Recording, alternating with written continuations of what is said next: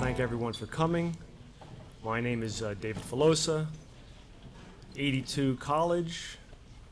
I'm a director at the Society of Columbia Graduates, and we thank you all for coming. With that said, I'd like to introduce you to our president, Dan Lehrfeld, C's 64, I got it right, to come and tell you a little bit about the society and about the awards we're about to present. Thank you so much.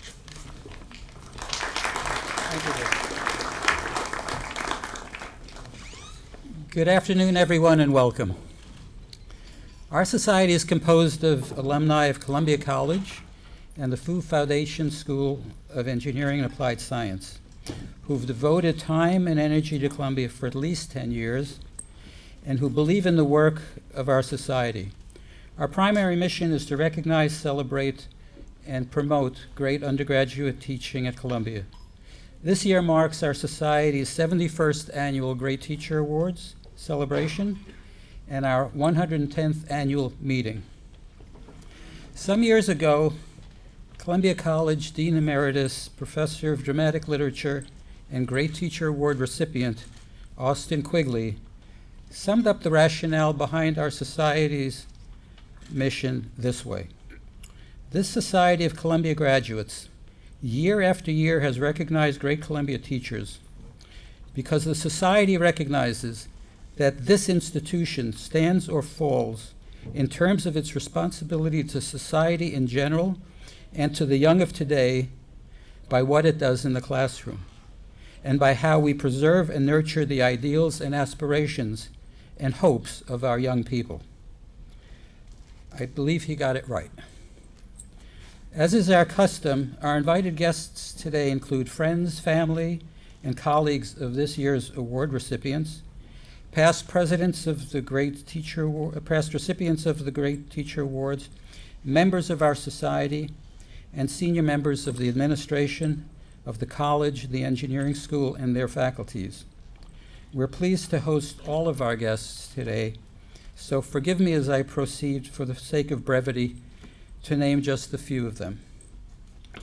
We're honored today, as we are each year, to have with us Dean of Columbia College, James Valentini, and Dean of Columbia Engineering, Mary Boyce. Welcome.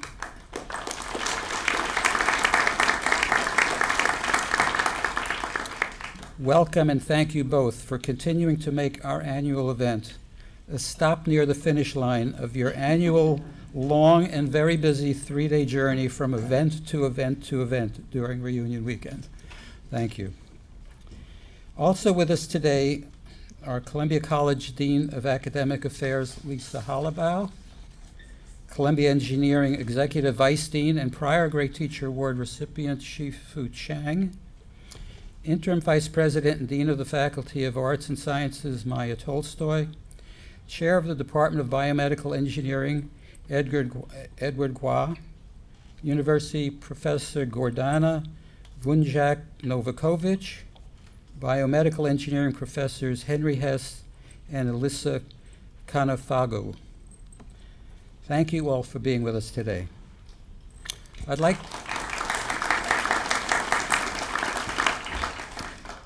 now to turn the podium over to our first speaker, Dean James Valentini. Thank you, Dan, and welcome to all members of this august body, Society of Columbia Graduates, whose long and illustrious history impresses us all.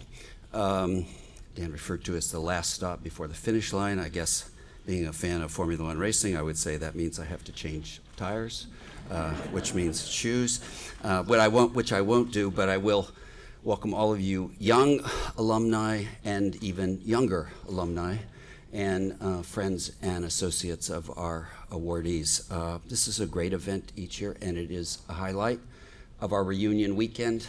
It's a time in which we acknowledge faculty who have made enormous contributions to the efforts we have here. I think it's really appropriate. This year we have this event in this room, surrounded by these windows which look to the sky. It's a very aspirational space. It's a space that looks to the future. And I think it's symbolic of the significance of the awards we are being made today. As faculty, we aim to influence the future, and we do so in two ways. One, through the scholarship we carry out, which we hope to influence the thinking of the world to advance intellectual life, but also secondly, through the students we teach. We also look to the future, a very long future of many decades. The influence that the faculty have in both of those is enormous, and I think it's really valuable and important that the Society of Columbia Graduates recognizes faculty for their contributions to the second part of that and are looking to the future. So I thank you all today for being here. I congratulate our two awardees. This is a year in which I know both awardees personally, and I am happy for them, very happy for their award. And now on the program, my second responsibility is to introduce my esteemed, valued, and admired colleague, Mary Boyce, Dean of the Fu Foundation School of Engineering and Applied Science. The fact that we have this event which honors faculty in both engineering and Columbia College is, I think, symbolic and representative of the relationship between the School of Engineering and Columbia College in undergraduate education. Mary Boyce is my closest colleague and ally in making sure that the education of our undergraduates is the very best that it can be, and it's been my pleasure to work with her as dean for several years, for 6 years now. Thank you. Mary Boyce.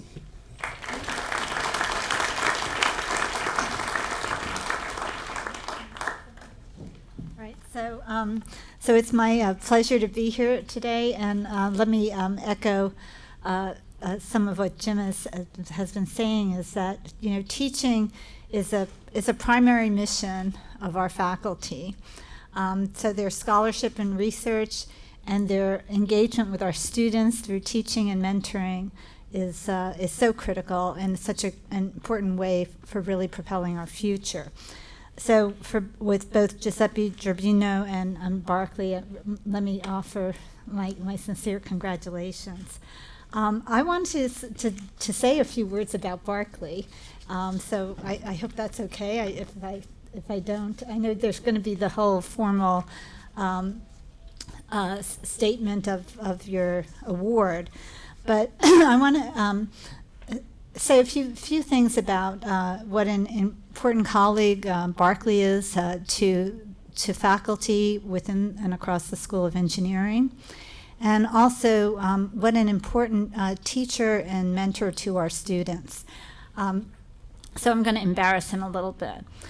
You know, he is a world-renowned researcher in bringing biomechanics to really understand trauma and injury to the brain.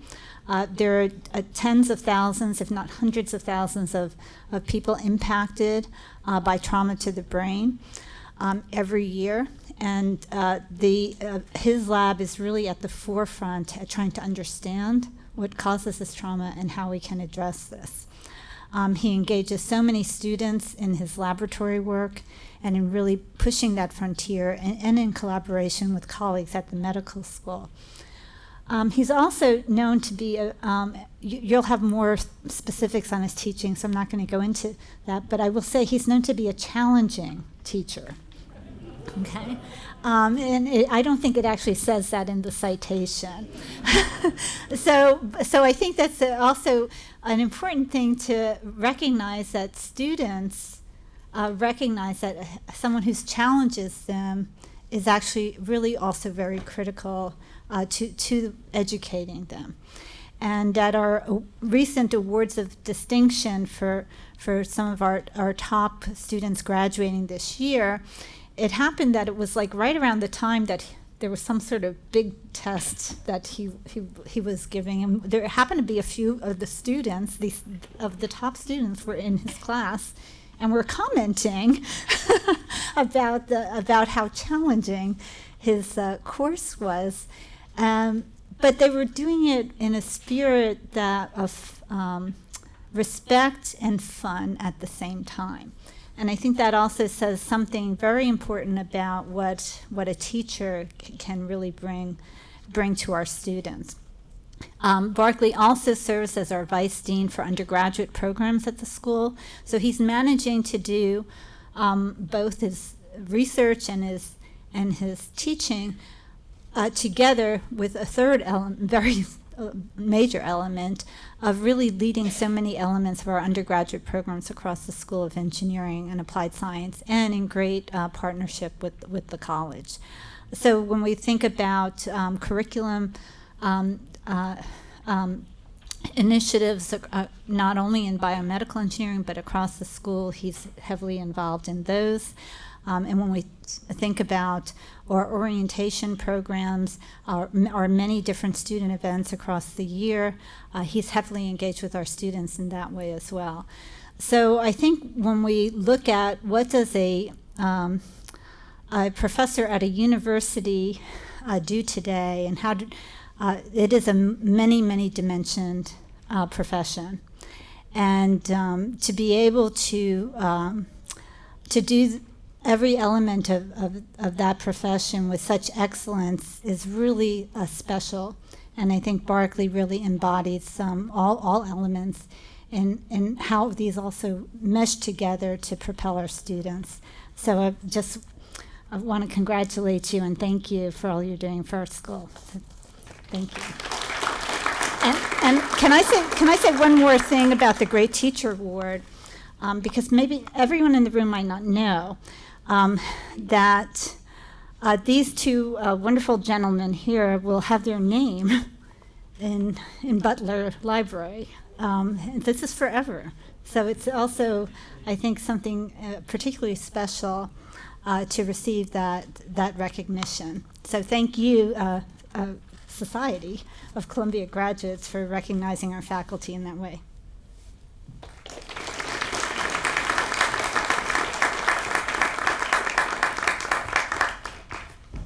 Well, thank you, Dean Valentini, Dean Boyce, for your comments.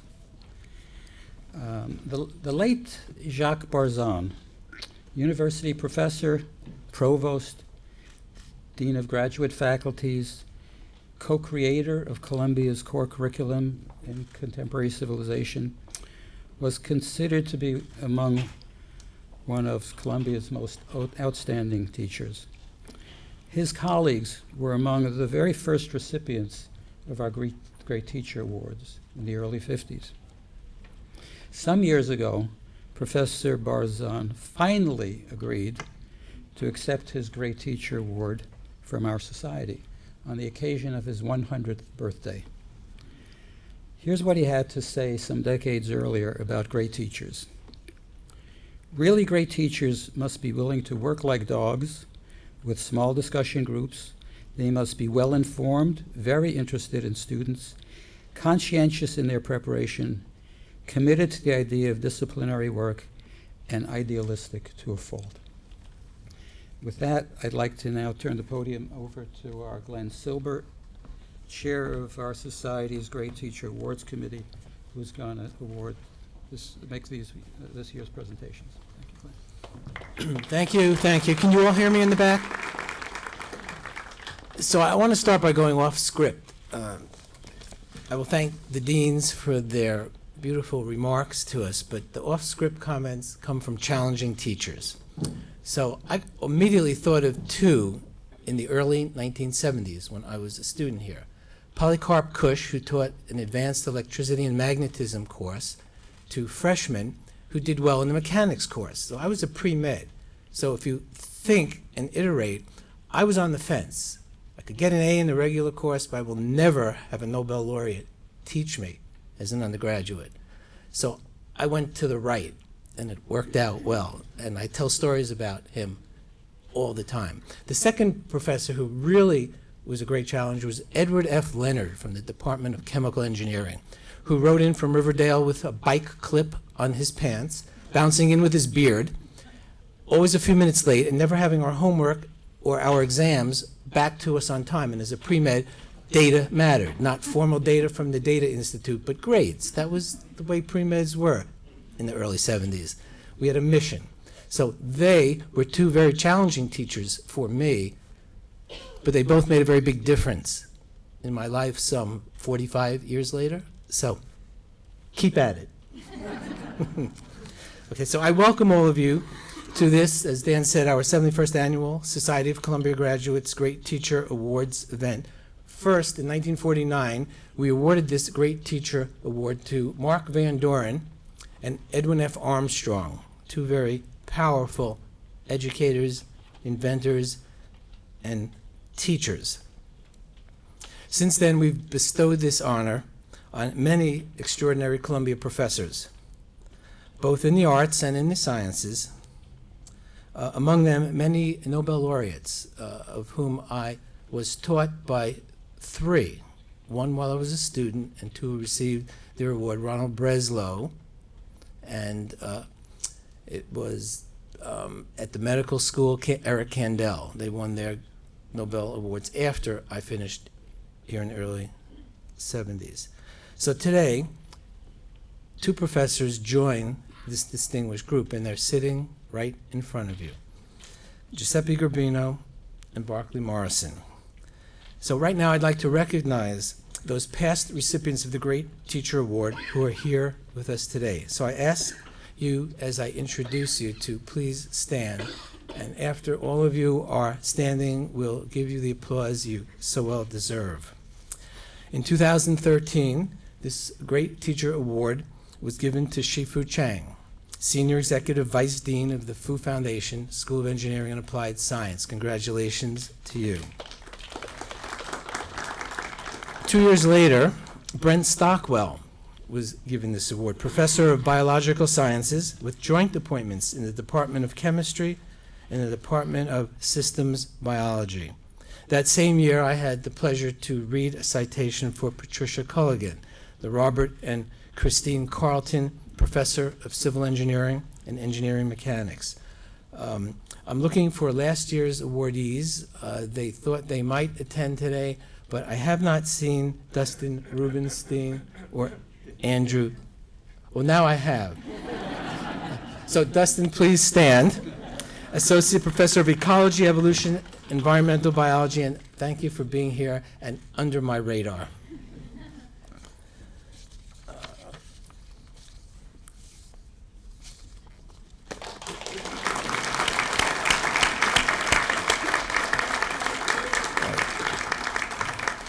So to begin this short formal awards presentation, I would like to share with you some reflections that are meaningful to me and to education.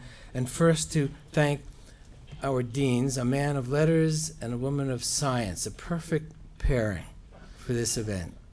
Thank you both for all that you've said to us and all that you do for Columbia. Thank you very much. It's a compliment to a dean who is a man of science to be able to speak as eloquently as he does. So the reflection I want to share on great teaching was penned by a poet, a philosopher who was born in 1883 in Ottoman Syria, Khalil Gibran, who said, "The teacher who is wise does not bid you to enter the house of wisdom, but rather leads you to the threshold of your mind." So to me, there's great power in that quotation. And in honor of Professor Garbino, I searched for something that could relate music to our lives, because his passion is to integrate what he loves and his passion into the fundamental principles of the core curriculum. And it was a gentleman born in 1790, a French poet, an historian, a statesman, Alphonse de Lamartine, who said, "Music is the literature of the heart. It commences where speech ends." I'm done. So I now call upon Professor Giuseppe Garbino to join me right here at the podium, and I'm going to read a citation to him that actually I wrote. So blame me if you don't like it. Okay. I'm going to turn most of my attention to him, so please allow that. Come a little closer. A little closer? Yeah. So today, the Society of Columbia Graduates honors you for your exceptional teaching accomplishments, for your commitment to inspiring a love of music among your students, and for introducing them to the power that music holds to enrich their lives. In your role as Professor of Historical Musicology and during your tenure as Chair of Music Humanities, you've been instrumental in ensuring that music is an integral part of the core curriculum and the undergraduate experience at Columbia College. You graduated from the University of Pavia in Italy, summa cum laude, in 1993, then spent 1994 and the following year engaged in research at King's College at the University of London. You earned an MA in musicology from Duke University in 1997, and then your PhD from Duke in 2001, joining the Columbia faculty that same year. And you've been a most important member of the university community ever since you arrived here on campus in 2001, serving on the Interdepartmental Committee on Medieval and Renaissance Studies since then, as a member of the Music Humanities Committee since 2002, as chair of the Music Department from 2011 to 2014, and as director of undergraduate studies for music majors in the School of General Studies. But you also teach a section of music humanities yourself, along with your other undergraduate and graduate classes. You have said, and this is really important, that the 4 central courses of the core are, and I quote Professor Garbino, inextricably intertwined points of entry into the intellectual life of the West. And it's the synergy among the 4 components of the core that makes teaching any one of them such a rewarding and stimulating experience. So in your role as past chair, current vice chair, and as a member of the Music Humanities Committee, you have helped shape how music humanities is taught to a new generation of Columbia students. You've been an exemplary role model, not only for students, but for their teachers as well, by mentoring the graduate students who teach music humanities. Your power to transform a classroom serves as a wonderful example for all of them. One student described your class. I had to read this twice to realize this was a real comment that a real student of his actually made about a human being.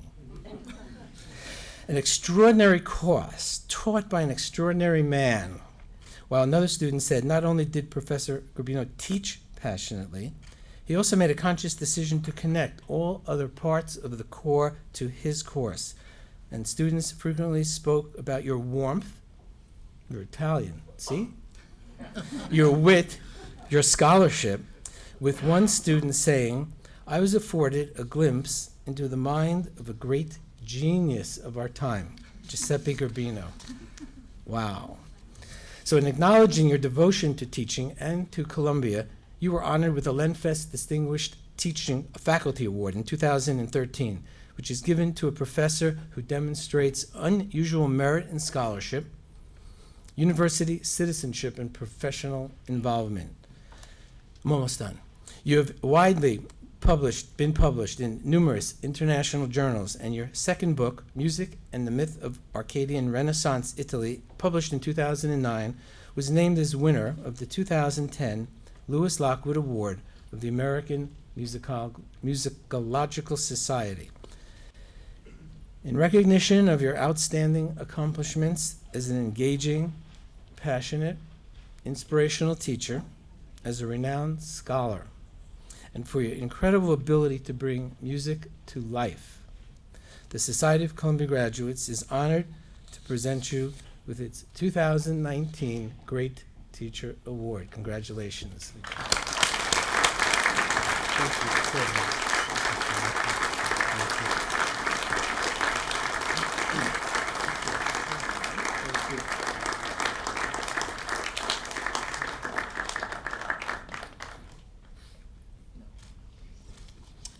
Professor Morrison, come into my realm.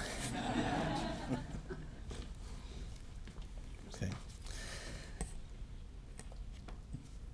Today, the Society of Columbia Graduates honors you for your outstanding teaching accomplishments and your steadfast commitment to undergraduate education at the Fu Foundation School of Engineering and Applied Science. In your role as Vice Dean of Undergraduate Programs, you play a pivotal role in undergraduate education for all engineering students.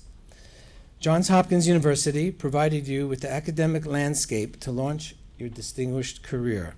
You earned a BS in biomedical engineering in 1992, after which your studies continued at the University of Pennsylvania, where you earned an MSc in bioengineering in 1994 and a PhD in bioengineering 5 years later in 1999. While at Penn, you were awarded the prestigious Aston Fellowship, and you were also honored with the S.R. Pollack Award for Excellence in Graduate Bioengineering Research.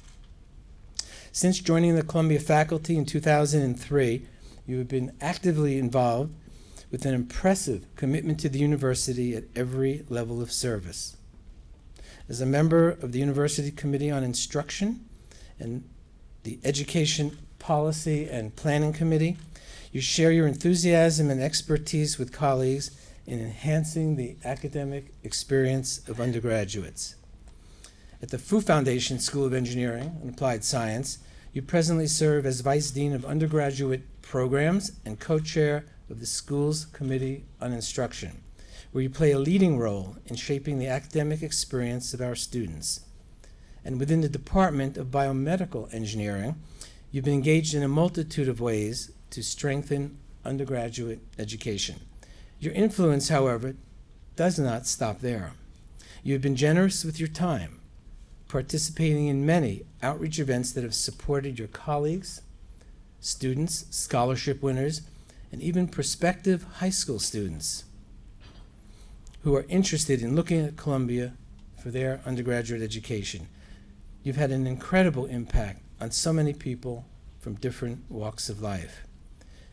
You've had an instrumental role in the design of the biomedical engineering curriculum and play a vital role in teaching one of its most important courses, Quantitative Physiology 2, Organ Systems.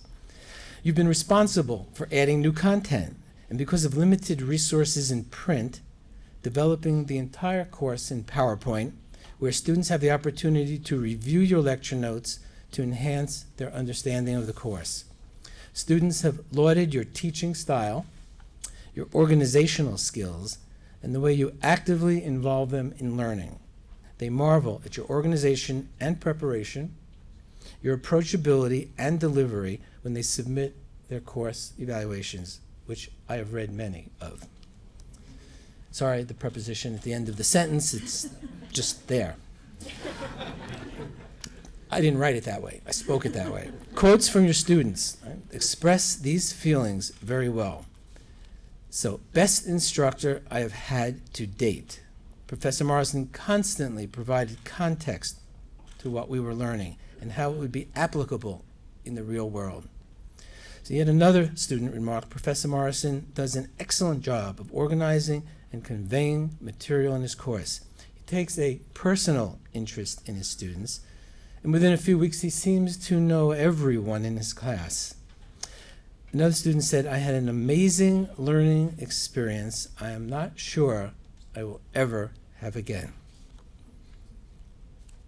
In recognition of your outstanding accomplishments as a gifted and inspirational teacher, and for your most important contributions to the university and the Fu Foundation School of Engineering and Applied Science, and for your role in implementing innovative changes in the biomedical engineering curriculum, the Society of Columbia Graduates is honored to present you with its 2019 Great Teacher Award. Congratulations.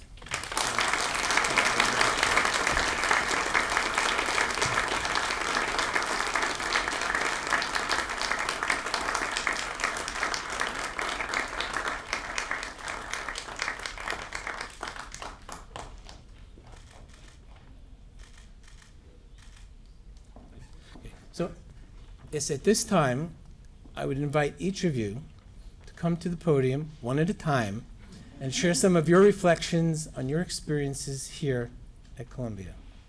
Thank you. Well, I'm glad I had a few minutes to, take a breath again. It was such a wonderful, a moment for me. And let me take this opportunity to thank the president and the chair of the Society of Columbia Graduates and the dean of the college, the dean of the School of Engineering. And also, let me thank you. Actually, let me take this opportunity to thank the colleagues and students and the friends I see here, my wife, Elena, who is here today. And I cannot even begin to tell you how deeply honored I am and moved, I have to say, by the ceremony, by the award. And I should also tell you that this award made me think a lot over the past few months. But I will be brief. And it made me think a lot because in the end I thought that the award made me realize how lucky I am. How lucky I am to be able to teach at an institution such as Columbia. How lucky I am to be able to teach the students here at Columbia. And also how lucky I am to be able to teach great works I love. And therefore I always feel that I can't really take full credit because I think a lot of the credit goes to the men and women from the Middle Ages to the present who created these amazing works was really, the subject of what I teach. So I think they deserve a lot of this. And I would love to share actually with you some of the great conversations I had with students here at Columbia, and maybe I'll mention just a couple of them. And one of them actually, interestingly enough, has to do with one of the quotes about that music begins when language ends. I have to say it's a topic, it's an idea that has come up quite often in some of my classes, and it fits very well actually in a way what we do in the core and the place of music humanities. In the core, I love to have students who have already taken a lit hum in CC. Because in CC, in a way, they really see how important ideas can be delivered, conveyed through the power of logical argumentation. And then in literature, they see how, again, important ideas can be expressed and delivered and conveyed through narrative, a fictional narrative. And both of them, of course, use language. Then they come to Musicam and Artham, and we hope that they can see how there are important ideas that are actually conveyed in a way that is not linguistic, that it has to do with sound, with images.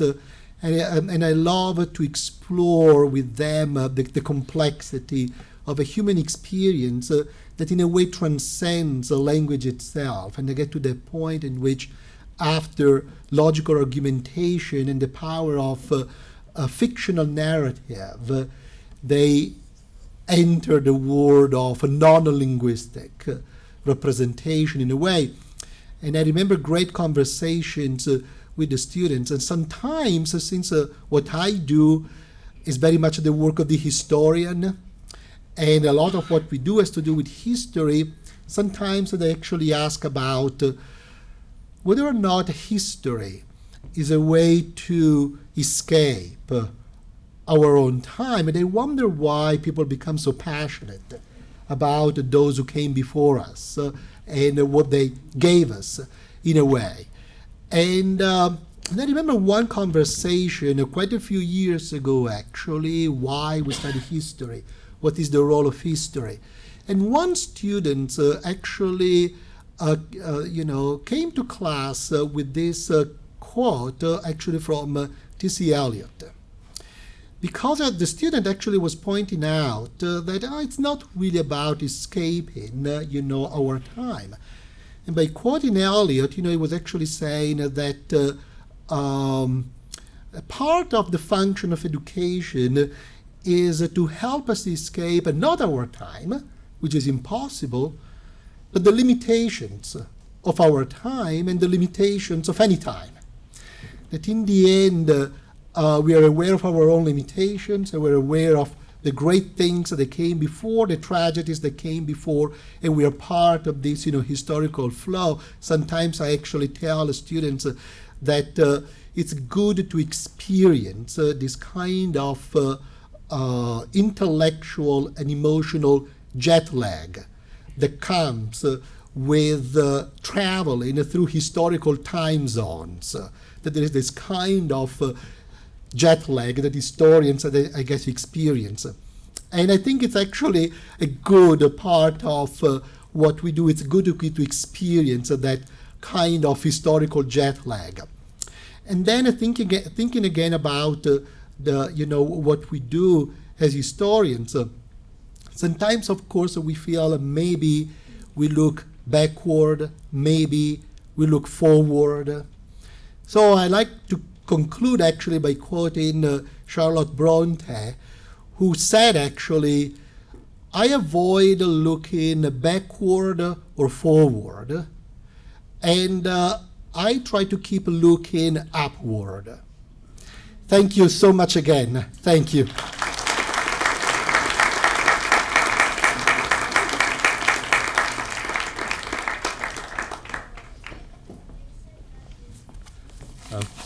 I'm going to begin by saying thanks to everybody for coming here today, both friends and family, colleagues, the deans for in your extremely busy schedule this extended weekend. Thank you for being here. And Mary, I want to say especially thanks for those very kind words. I appreciate them quite a lot. I invited my siblings to attend the ceremony. And I'm sure they were asking themselves the whole time, is she really talking about Barclay? And so you can talk about other people to other people to see if what she was saying was true or not. But seriously, thanks to my siblings for making the trip to come up here to be here today. That's really great. Thanks for being here. My remarks will be brief. Just a couple weeks ago, attending Peter On's recent memorial service. Peter was the Dean of General Studies for the last 20 years. It was a beautiful service, and what struck me most about it was the incredible impact and legacy of all of his efforts that he leaves behind, not only of the school itself, but also the positive effects that he and his teaching will have on the students that he taught that came through the school while he was there, but then also all of the future students that are going to be coming through the school as well. And it really brought home to me, like Giuseppe was saying, I thought about this award quite a lot, that teaching is probably one of the most powerful legacies that is around, and we have the privilege of being teachers at a great institution like this. As faculty, we're always educating the students with the tools to change the world, and I think we also instill in them, just as importantly, the mindset to change the world for the better, not just to change the world to their own advantage, but to the betterment of all of the world. And we know that our students can really do this. We've seen this in even our few years here. We've seen students graduate, go on, and make a positive impact in the world.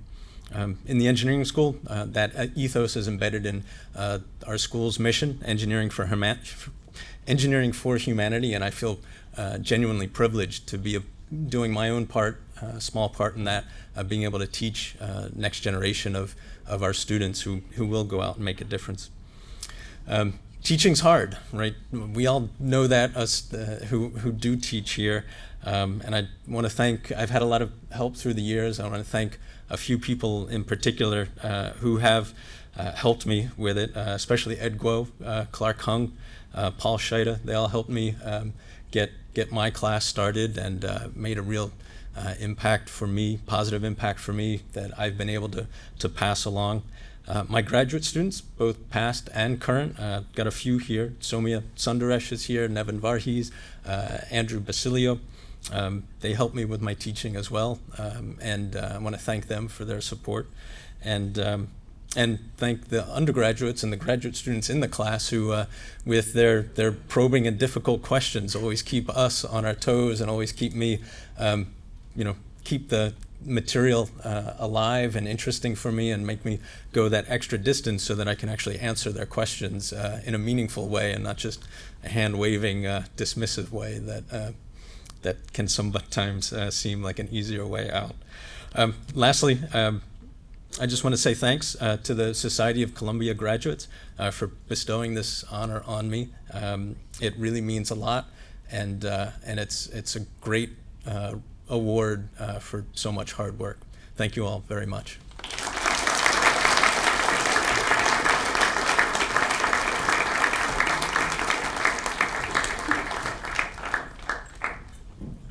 Wow. I've been to many awards, many of our award ceremonies. It's always, for me, a very moving experience. I think this was very great. This has been the main part of our formal program. There's another part that traditionally we go through. Next on the agenda is our Society's 110th annual meeting. Now, my corporate annual shareholder meetings were all-day affairs. This meeting, I promise you, will be over in 4 minutes.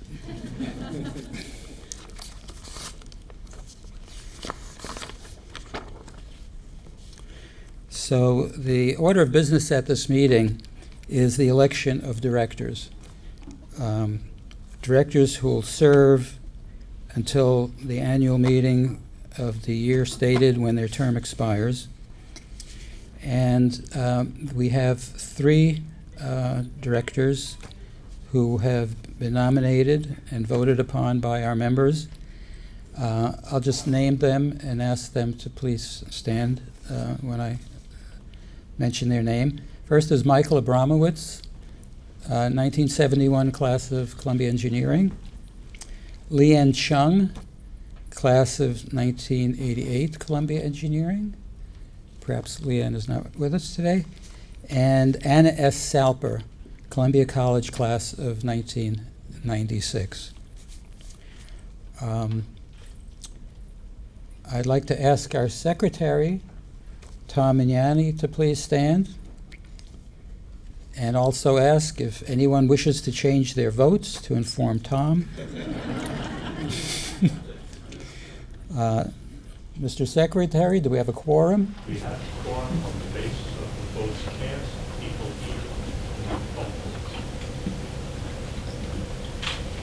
to. And the outcome? And the outcome of the election? That we have voted for. Thank you. So, to our new members, welcome.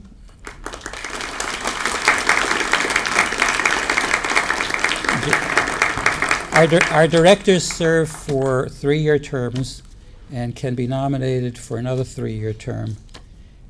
So these directors will be serving till 2022. I'd next like to ask Bill Bokra, who is the chair of our new member committee, to stand and come up to the podium.